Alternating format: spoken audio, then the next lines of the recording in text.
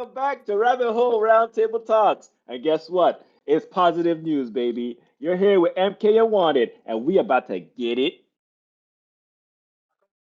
All right, so the first article, how you doing today, bro? Doing all right. How are you? I'm good.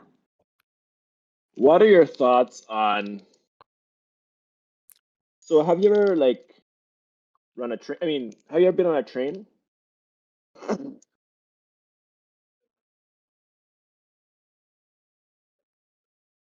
Sorry, have you ever been on a train? Yeah, I have. When I came to see you, Okay, okay. Wait, pause there. you had me do Um, the whole lady in the courtroom. Like, Oh man, instant demonetization right there. All right. Well, yo, this first article is about writing the rail revival, sorry. So apparently, based on my minimal understanding from reading the title, they have revived trains that were basically decommissioned in the UK. Well, it says Europe. yeah. So let me see if I was right. Let's see. Writing the Rail Revival: How Holidays by Train Are Drawing the Discerning Traveler. Europe's train network is undergoing something of a renaissance, and one tour company is climbing on board. The Swedes, which I guess people from Sweden, Yeah. have a word for it: tagstier. Tagskrit. Tagskrit. And if there's any Swedish people by chance watching this video, did I pronounce that right? Because I'm pretty good at pronouncing things, even though I'm bad at memorizing languages. Anyway, it literally means train bragging, and it's a growing trend among travelers who boast about their long distance rail journeys. It's not surprising in these climate conscious days. Why wouldn't you be proud to travel by train? After all, as independent UK transport expert Christian Wolmer explains, railways probably use around 1% of CO2 emissions per passenger compared to aviation, and excuse me, I hope you guys didn't hear that, about a tenth of the amount you'd use in a car. There are many benefits to long distance rail travel, he adds. If you take a sleeper train, you can probably save money on a night in a hotel. And it means you arrive refreshed and ready to start the day rather than trekking all the way into the city center from the airport after your flight. True. Yeah. There's no better time to start planning a long distance train holiday, says Wilmer, with Europe's rail network undergoing something of a revival. Some sleeper services have started operating again, and there's been an improvement in rolling stock. He also cites Switzerland's long term tunnel building project, enabling trains to go through tunnels rather than up and down mountains, will speed things up to no end. Other features of the rail renaissance includes plans to open up new routes between the UK, London, St. Pancras, and Germany, and Switzerland. And why do they have so many ads? In a gesture of Baltic solidarity in tough times, a new train line is linking the capitals of Estonia, Latvia, and Lithuania. Sustainable travel company Innovate in Travel has climbed aboard the rail revival, offering a holiday opportunities that make the most of Europe's train network. One prospect that may tempt would-be train braggers is the slow train through Austria, a leisurely 7-night self-guided trip up a narrow gauge railway along the rugged beauty of northern western Spain, Costa Verde. Feel free to jump in anytime you want, by the way, bro. All right. So, picture of an old lady and an old guy looking on the train. Very cute. Ready? Or, yeah. Take it away, bro. Here, travelers can enjoy idyllic, secluded beaches and pretty coastal villages with brightly colored houses perched on steep roads. In a small town of Ribadesela, they can explore the UNESCO protected Tito Bustillo Cave. The rock shelter was inhabited by early humans between 22,000 and 10,000 years ago, and is adorned with prehistoric paintings of animals, including horses, deer, and moose. There's a real nostalgia associated with that, with rail, says Sarah Fusi, in Travel's marketing director. It's a lovely way to explore new places, but it's also part of the adventure itself. There's something about it that fundamentally takes people to a relaxed state as soon as they get on a train. British Hmm. travelers who are yet to experience the European rail system are in for a real treat, she adds. Europe has so many high speed options. Trains typically run on time and their pricing is very reasonable. Fussi's own personal favorite journey is traveling on the Eurostar. As a child, I recall watching the Blue Peter episode when they finally connected the Channel Tunnel and thinking that I'd like to travel through it one day, she says. It's so special arriving in Paris, looking at the departure board and realizing you can get anywhere in Europe. Having recently traveled from London to Budapest entirely by rail, with an overnight stopover in Cologne, Fusi is well acquainted with the delights of long distance train travel. Interestingly, as you go through each distinct rail network in each of the different countries, you get a real flavor of the culture, she observes, noticing little details like the subtle variation in the taste of local coffee as she moves between borders, added to her thirst for the experience. There's What's up? much.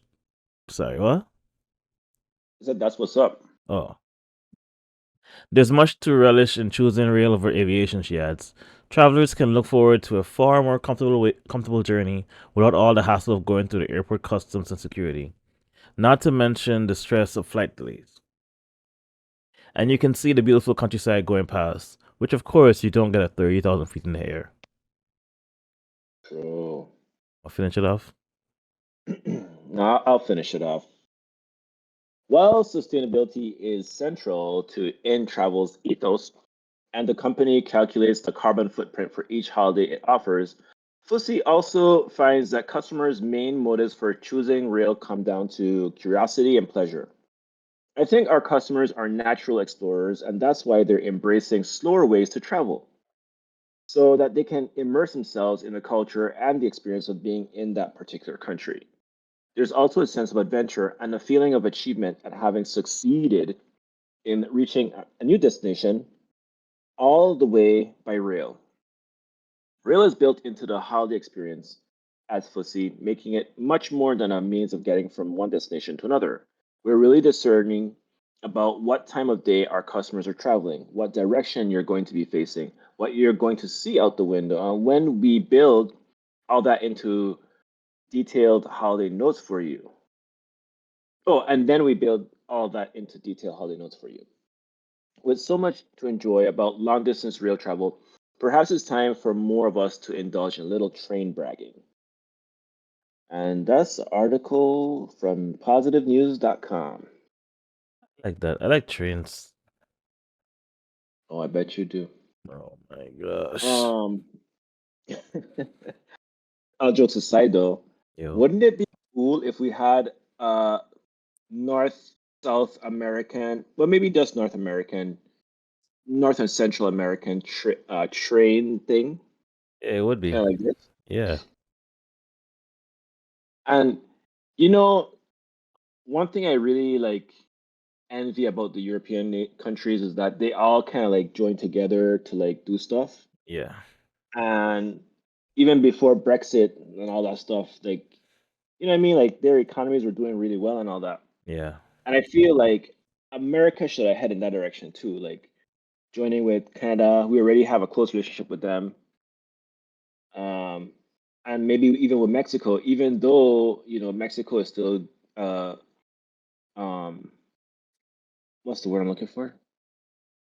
I don't know what you're A trying to say. growing country. Oh, Like even though they're still on the up, they're still like coming up. developing country. Yeah, developing. Yeah, even though they're still developing, I feel like they're not that far behind, honestly. And if we have the trains, maybe like I don't know if they have the cartels. I don't know how like prevalent cartels are, but like maybe that will be an impetus for us to actually help them with their issues so that we don't have to worry about like trains getting attacked and stuff. Yeah. When the last time you've been on a train like to go across country? This country I haven't, but within a country or within a state I have. Mm. Do you count like New York subway system as like being on a train? And yeah, I would. Okay.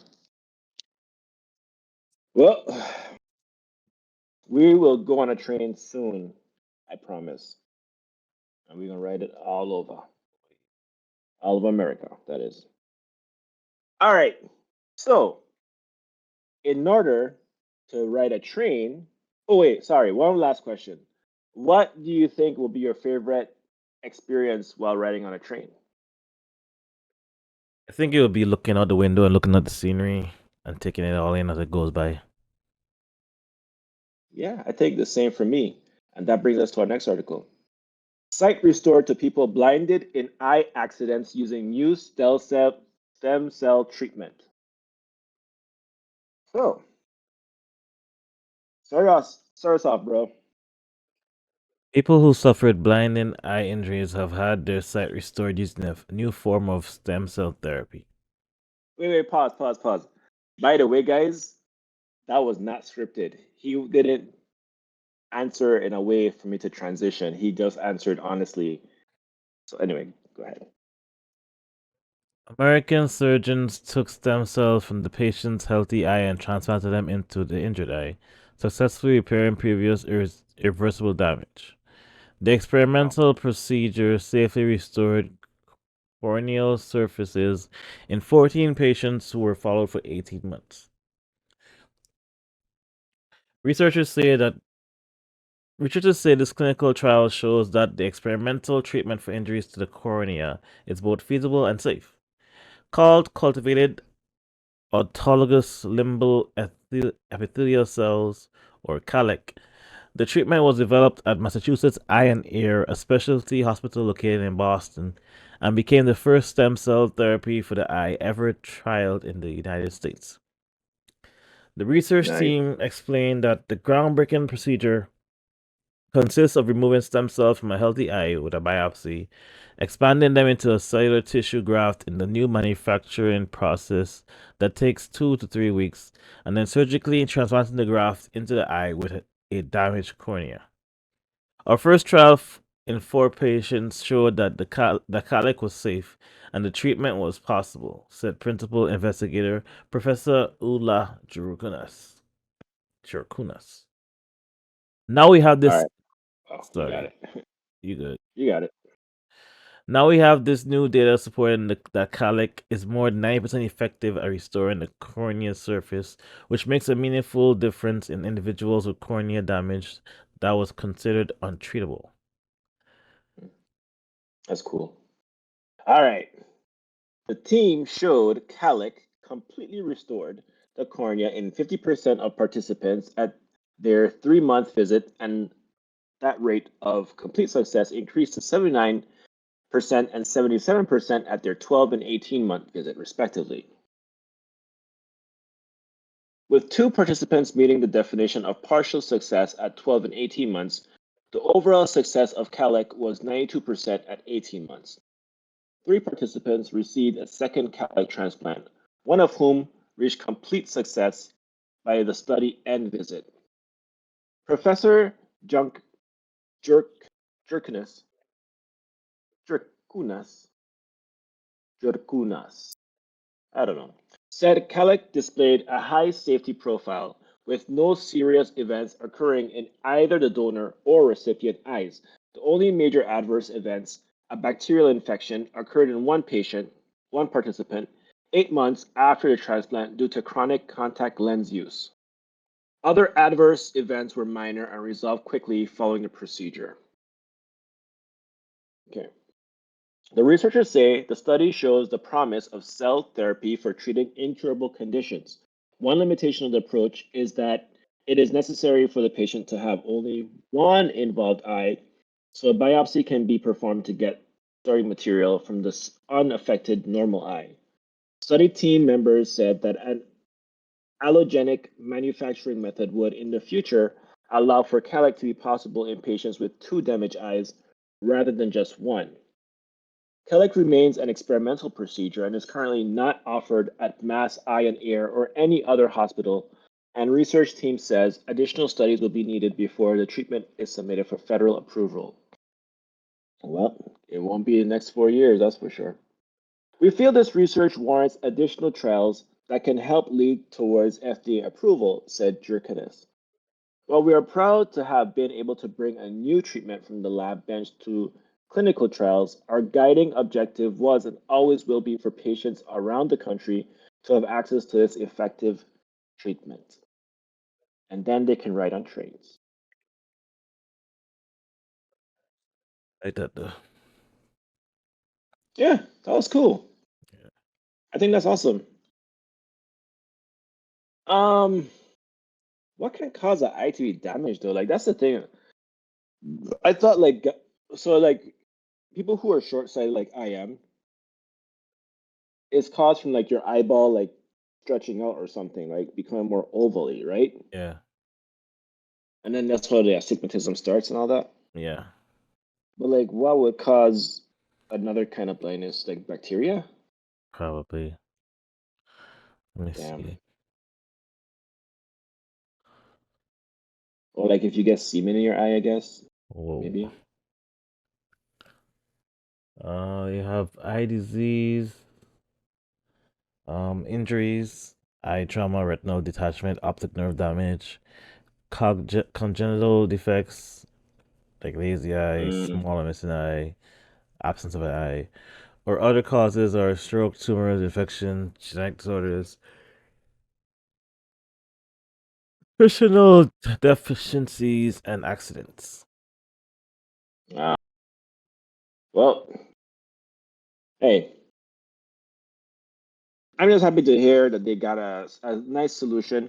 I am concerned with the current state of America if like the funding will actually stay, Yeah, and also like if anybody, for example, you know what, never mind, we don't do politics on this channel much. sorry. I dabble a little bit, but I don't want to go too deep. All right, so thank you guys for watching. Hope you guys saw the positive light today. Peace. We'll see you next time. Peace.